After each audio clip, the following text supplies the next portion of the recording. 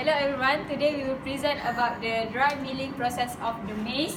Okay, before that, I'm Nunabila binti Rashid. My name is Wan Hatim. Hi. Afiq. Hi, my name is Mo Afiq. And the cameraman is Akmal. Hi. Also our and Azri. Yes, Azri missing right now. Azri missing, yeah. Okay, today we will explain about the Dry milling process of maize. dry milling process of maize. First is cooling. Cleaning. Sorry, cleaning. Tunjuk Azri. I think. Okay, conditioning. Degerminations, drying, cooling, grading, and milling. Okay, later Hatim and Anis will explain more deep. Okay, first of all, during the dry milling process, we start with the cleaning of the maize. Example of process of cleaning is the sieving, because we want to remove other foreign material, metals or something that can contribute to hazard to our physical contamination. So the next one is conditioning. So during the conditioning is when we add water into the maize, so that we want to have the equilibrium between the kernel and the matrix of the maize. Okay, that's all from me.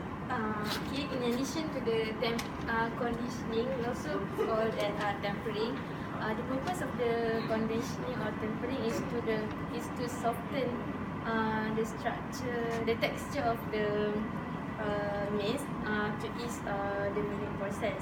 Okay, after the conditioning, we do degermination, which means we remove the germ. Separate the maize between in the body. Separate the germ. The germ is inside. Because we Inside the don't brain. want to have The germ and the sperm in the sperm in the maize. So the next one is drying. Drying, we must ensure that the moisture content of the maize is about 15 to 18%. The next one is after drying, we cool it by using counter flow or cross flow rotary cooler. The name of the equipment. So the next one is grading according to the quality and the size, color.